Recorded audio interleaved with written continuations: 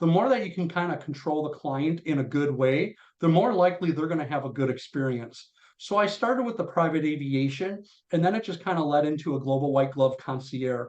So now we have relationships, family offices, sports advisors, you name it, family people that will come out and reach out and say, okay, we want to fly private, we need a Bentley, we need executive protection, or they might call and say, we need a nanny, or we need a personal assistant, or we want to go to Formula One, or whatever it may be. So that's kind of what I did. I developed the relationships first all my life, as I'm a very spiritual person. So I believe God brought all these relationships all my life. And then what I did is I formed a business around it. Where in business, a lot of people will have to go out and get the relationships or the contacts. I've already built that all my life. I didn't know that until I was 47 years old when I started the business. I'm going to say you answered about 5 questions all in one paragraph there. I was going to ask you how you got started in the business, but you sort of answered that. But what I like that you pointed out is that it started from something deep within you.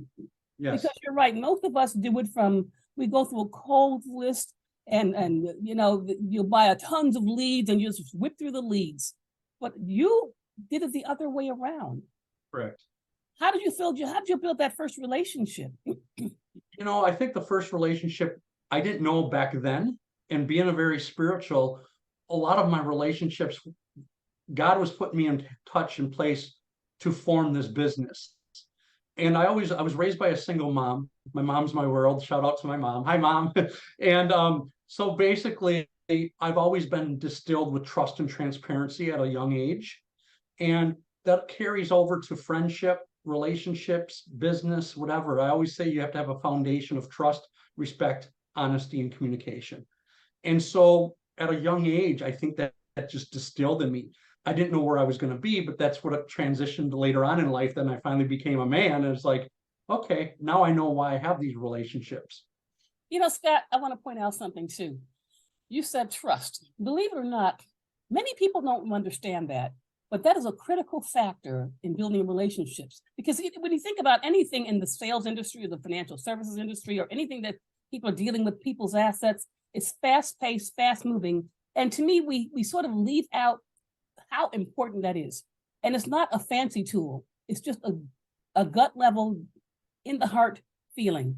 You have to be able to trust the people you're around. I know in family office, we can't have people on our team we don't trust because there's too much confidentiality involved. The people you're dealing with, they have to trust you. The clients have to trust you. All the people on that team have to be people you trust. Agree. I agree. So I like that you brought that out. Yeah, I totally agree with you. Trust is something you have to earn. It takes time. Some of these relationships and building rapport with people, it's not overnight. But with my business, I've really never had to market.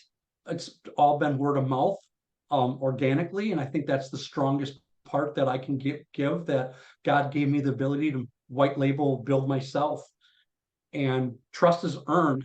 But I'm also, I can be brash where you burn me once, I move on from you. But as God would say, you have a rear view mirror and you have a windshield. The windshield is going to move forward, keep going. The rear view mirror is so small and tiny. I don't have time for toxic. And so trust is very important, distilled. And I think a lot of people, and when you work with like-minded people, you shouldn't have to, it's just common sense. I like it. You're exactly right. Exactly. Let me ask you now, that being said, who is your target client? Do you have a specific target client? In other words, are you doing with Hollywood stars or athletes or corporations or tell us who you look for, or how do you find them? Sure. So a lot of the relationships that I have are people on TV shows, high net worth individuals that want to not, they travel private for a reason. They don't want to be posting to social media and things like that. Family offices, sports agents, business women, businessmen, families. We work with all kinds. The reason why is our company is a little bit different, if I can share. Most companies, you have to buy a membership and then you're committed to lock into like 20 hours. Well, Chantel, if you're a businesswoman and you're only going to fly once or twice a year and maybe only 4 or 5 hours, why should you pay a big fee and lock in to commit to 20 hours? I know that word commitment scares a lot of people sometimes, but when you're talking jet aviation, so our client is, we have people that with COVID, they've never flown private, but they wanted to find out what the cost is and things like that. It's not cheap, I will say that, but there are alternative options out there to save the clients money. But you don't have to deal with, it's a lot more economical. And I use this as an example real quick. Based in Scottsdale. A lot of times what we'll do is we'll have business people that will fly from, say, Scottsdale to California. And what we'll do is think flying commercial to California, renting a car, how many days it's going to be. Well, what we can do is we can fly you to San Diego, LA area, San Francisco. You could do 3 to 5 meetings in a day and still be back. So, we can do that to Texas. We can do that around the world. So it's now, is your ROI worth it? Because if you meet at the FBOs, you can have food catered in. There's a lot of different things that I try to gain. I'm not just here to show what the best option. I try to give options for every client's individual or family needs. And you mentioned something else, because you do more than just flying a jet. I mean, transporting it on a jet. There are a lot of other little things that people don't think about, but when it comes to high net worth and family office, convenience is a very important factor. You're able to do some things. Tell us some of the things you do for them that's more than just travel. Sure. So a lot of my relationships opened up with trust and transparency. So I usually deal with the seller, the buyer, the mandator, the attorney. And I have access to a lot of off market, where if it's real estate, yachts, aircraft, jewelry, working on a gold deal right now with a refinery. So artwork, anything to do with high net worth. There's nothing that I probably cannot find. It's just going to make sure that the buyer and seller's terms and agreements can work. But I focus on a lot of things that most people don't do. That's what God gave me the ability to do. So flying is just a part of it, but working on putting big deals, or if it's a $400 million property or a $10 million residential commercial, whatever it may be, I do a lot more than just the aviation. Let me ask you a question about that then. Let's Yeah. say a person has a family-owned business and they want to scale to another level.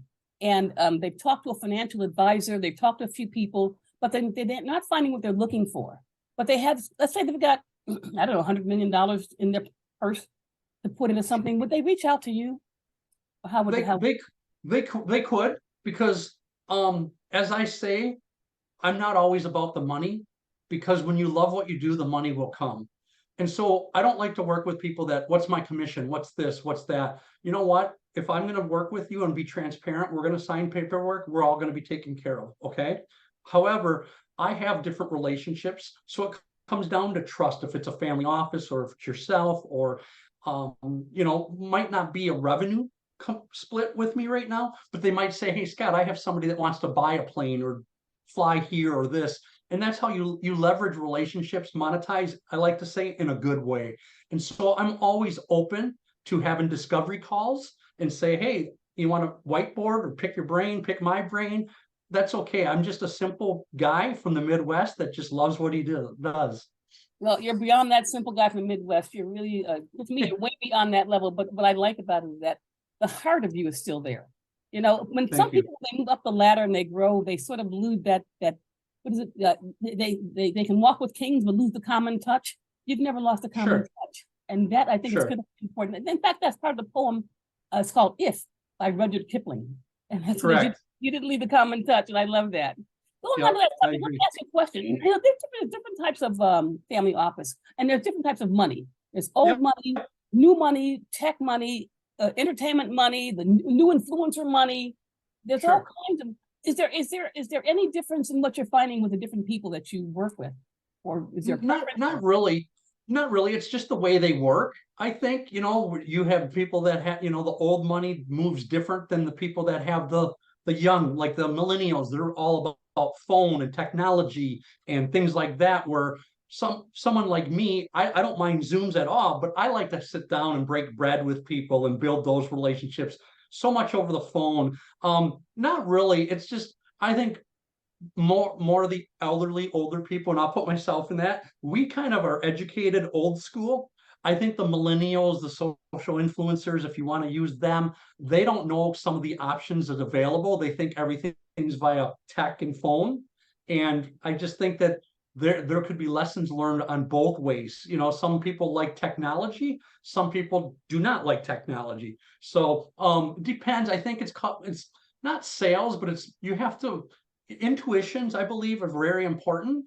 And I believe you have to be diverse with who you're talking to and give them options, because somebody ain't gonna understand this, but if you explain it to this way, they might be so confused they don't know what you're talking about. So you have to, like, sometimes I talk to people, they don't even know what a family office is, Oh, and that's yeah, okay. yeah, And yeah. that's okay. So when I explain it to them, then they're like, oh, okay, that makes sense. And then they start, kind of like a car. You think of a certain brand you don't think of, and then you see it, and then all of a sudden, boom, you see it all the time. So um, it's all about educating the right people and how we can all work together and monetize the relationships.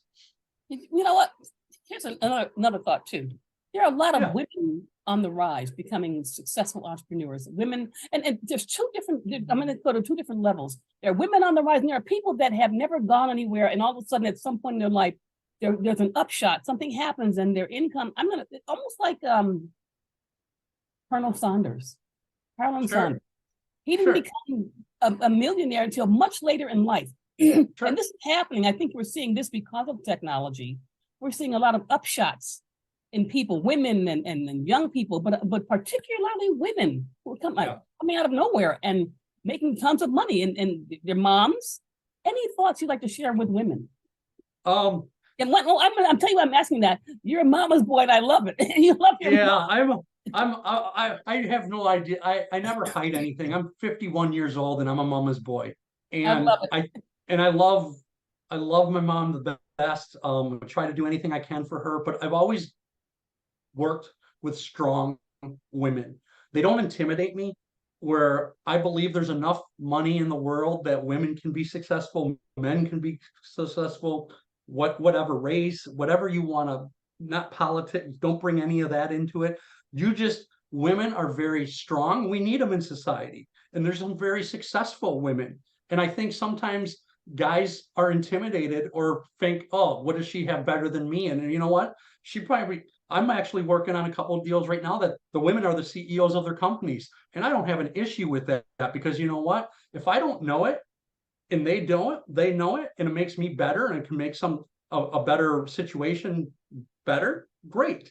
But I never have an issue with women working with. I think because being a mama's boy, I think I've always looked up and expected and respected women.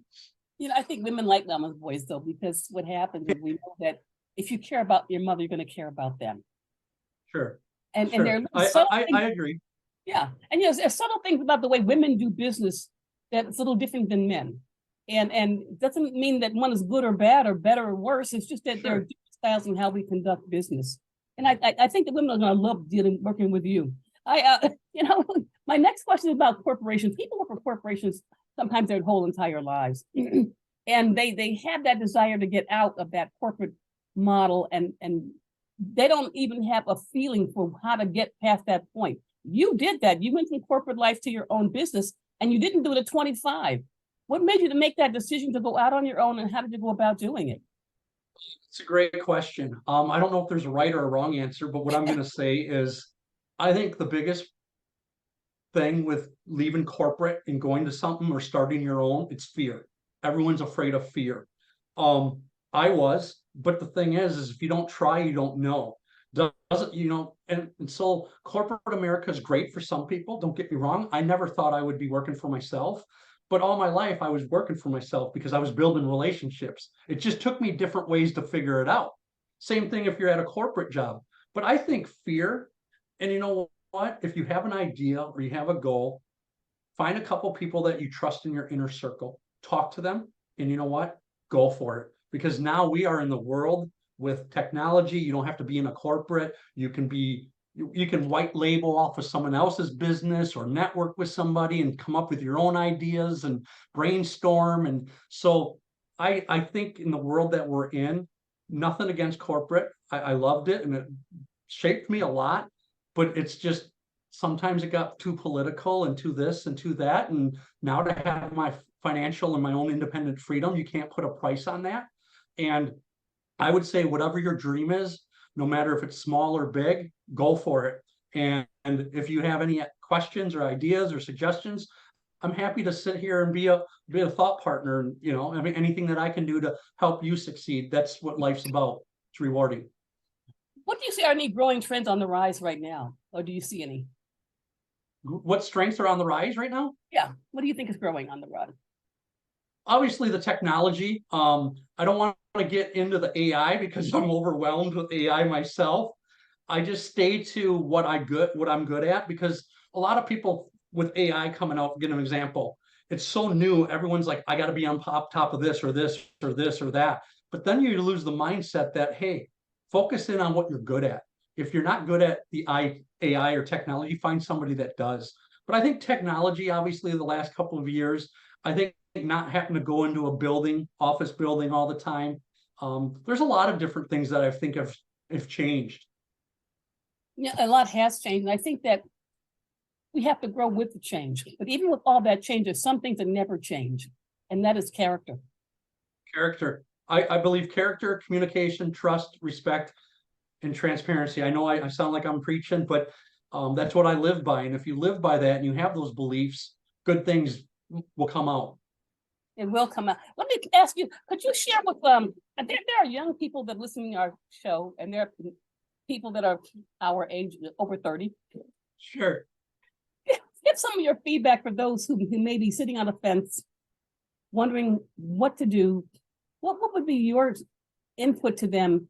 So because let me go a little further on this. A lot of times they can't go forward because of the people they're around. Their friends have been in corporations like themselves, and they don't encourage them to move forward. So sometimes they get stuck because the environment they're in is a secure environment, but it doesn't push them to the next level. Can you share some thoughts that you feel about that? Because you had to make that decision to step out. Yep. I think what it is you got to step out of your comfort zone. It's not always easy for everybody. But I always say, and that's why I said, hey, if you want to talk, I'm always open. Surround yourself with like-minded people, or surround yourself with somebody or people that have done what you want to do, or ideas, because you learn from them. Sometimes people, I'm just saying out of experience, they don't want you to be successful because they're jealous maybe, or they're afraid that, hey, they might lose you as a friend or an acquaintance depending on your relationship. I say go for it. We're in the world today that if you don't try, you ain't gonna know. And there's a lot of opportunities out there. And if you're sitting on the fence, get over the fence. That's what I say, is get over the fence. There's people out there that all you have to do is, believe it or not, reach out to some people, and reach out and have a call with them, or a video call, and meet them in person and have a lunch and ask questions, because that's how you get smart. You ask questions. I always tell that in school. How do you get smart? You ask the teacher questions, right? Yeah. And like I said, I never went to college. I'm a self-taught entrepreneur. So I feel that, like I said, surround yourself with like-minded people. Um, and me being spiritual, not everyone spiritual or believes what I have, but I believe God brings people together for reasons. We have to figure it out, good or bad. We all, tests us, good and bad, blessings and not. So. I like a couple things you pointed out, because some people think, well, they hold themselves back. They feel they don't have enough credentials. Credentials don't make you. No. I have found that some of my most affluent clients didn't ask a thing about my credentials that wasn't important to them. What they really want to know is that you can do the job, and they can trust you doing it. Correct. It goes back to that basic thing of trust. People have to feel they can trust who they're working with. It's the same thing with, I find, in trying to build a network. Sometimes when you don't know how to build a network, where to go, you're right. I go online.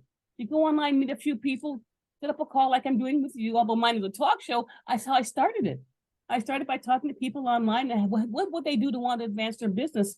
And I recognize one thing we all need. We have to be known. That's what marketing is, getting known out there. And that's my talk all about, getting known, who you are, who can reach out to you, and what services you provide. And can they trust your services? You have to get outside of that comfort zone to do that. Share with us a little bit about little tidbits you wouldn't talk about except on my show, because people want to hear that the gut level stuff too. Well, what you tell me, what would you like to hear? I got all kinds of stuff. If you don't mind, I have a little quote that I like to read. I'd like to hear it. Now I need my reading glasses, so bear with me. So this is just something that I read a lot in today's society and world that we're in. And take it how you want. Be more concerned about your character than your reputation, because your character is what you really are, Why your reputation is merely what others think you are. Wow. Yeah, that's a powerful statement. That's a very powerful statement. I will tell you why that's very important. Not just in corporate life, but in any life, people will tear down your reputation. They'll get online and tear you down, and for all you know, they can almost completely wipe out your whole entire identity. But who you are, and that's what it is, your character is who you are. That's what still shines through no matter what anybody. You can put mud on anything, but when you wipe that mud off, the real person shines through, doesn't it? And I can tell you a story real quick if you don't mind. Yeah, go ahead. You just don't know. And so at a young age, I learned I was in the sales business, and a gentleman came in and he was in ripped up overalls. And the guy that I was working, the coworker at that time, was like, "Hey, go talk to him." And I'm like, "No, I'm not going to go talk to him." Well, he already knew who he was. He was setting up for a lesson for me to be learned at 21 years old. He goes, "Scott, I already knew who he was. I just wanted to see how you would go talk to him." And because he came in overalls and a farmer and a wrapped up vehicle and things like that, he ended up paying cash for an item that day, a large scaled item. And it taught me at a young age, you don't know what people have in their checkbook. I mean, and especially today's society with all the .coms and tech people. So there's some people that just wear t-shirts and hats, and you know, you don't know what their self-worth or self is. And so I just learned that at 21 years old, 20 some years ago, to just don't judge the book by its cover. And I preach that because it happened to me. And so you just don't know, like we're going to talk today, what talk again? You just don't know how our synergy is going to surface and how we're going to surface, excuse me, and how we're going to be able to work together with like-minded people. God's got good things in store, or he wouldn't have connected us. And so that's a lesson, no matter who you are. It even comes down to dating. You know what? I remember being in high school, some of the prettiest girls, and now there's not the most prettiest girls. So things change, you know? So you got to understand with your brain society, things can be adapted, you know? So You're spot on with that. Again, it goes back to character, doesn't it? it does. People of character teach you how to improve your character, though. Correct. That man, it rubs off on you. It's something that you can learn, but it's something when you're around like-minded individuals, you feel the synergy, you feel it. And those are the people that you want to be around. I feel like that's what's happening. I feel like I've stepped into something where I'm meeting really, really wonderful people like you. And for whatever reason, God is blessing. I appreciate the kind words. I really mean that. I'm stepping into a new paradigm of really people I can feel from the heart are genuine. We're here to help one another be successful. If we can do something, we do it. That makes all the difference in the world. And I certainly appreciate that. Scott, tell me this. If someone online watching our show wants to reach out to you, how can they reach out to you? What's a good way to get back to you? Best way would be email, probably, would be scott@adventjets.com. All our social media, Advent, we have Instagram, Facebook, Twitter, LinkedIn. LinkedIn's a very powerful tool. I utilize LinkedIn. I've used it probably for the last 15 years. I'm aging myself. So I would just say email or find Advent Jets on social media, and one of the members of the team will get you in contact with me. Or if you want to set up an email and set time to talk, or Zoom or whatever, I'm always open for ideas, business opportunities. So you might have a client looking for something. You might be in the market for an aircraft, like how real estate is popular. Now we have the businesses that are buying aircraft because of the ROI and the depreciation. They can offset their cost and use them. And then charter them out. So there's a lot of different things. But yeah, I would say email would be the best. It's SCOTT@adventjets.com. Okay, do you have a website, by the way? Yeah, it's www. I don't even know if you have to do that anymore, but adventjets.com. Okay. Okay. Yep. Well, you know what? I don't need a jet today, but I'll tell you what, it's on my agenda now, because I thought to myself, don't worry about today. Tomorrow's another day. You might need a jet. So maybe next week. You never know. I told my daughter about you. You know, and the nice thing is, Chantel, is it might not be today, it might not be tomorrow, but you know what? You might say, hey, we want to go to Lionel Richie in Vegas. And you'd be like, hey, Scott, I might know somebody who can get some good tickets. Or you want to go to Formula or an opera. So we do so much more than just private aviation. we we treat clients like family. That's how I treat them. They don't always have to fly private. That's the main business. But like I said, it spins off on so many different opportunities that, like I said, we want to be your global concierge company.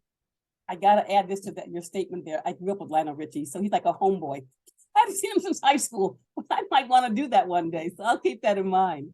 Scott, before we Do that. wrap, I just saw him in August. He was amazing. he's gonna do the King's coronation, isn't he? King Charles. Yeah, he was at the Win. August 5th of last year, I went to go see him in Vegas. Wow, I haven't seen him since I was probably.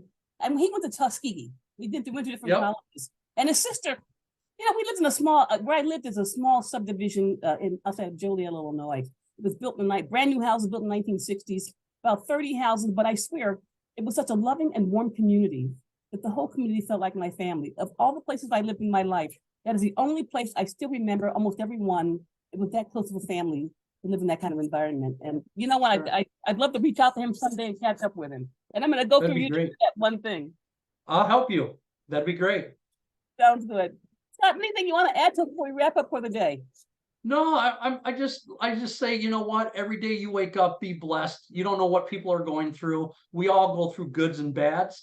But you know what? If you have a bad half hour or a bad hour, take a little time for yourself, and remember there's 23 hours left in that day. So just stay blessed, and hey, reach out to like-minded people, and success will come your way however you want to find success. Scott, thank you so very much. Take care, and I'd love to have you come back on another show. I appreciate it. You have a blessed day. All righty, bye-bye now.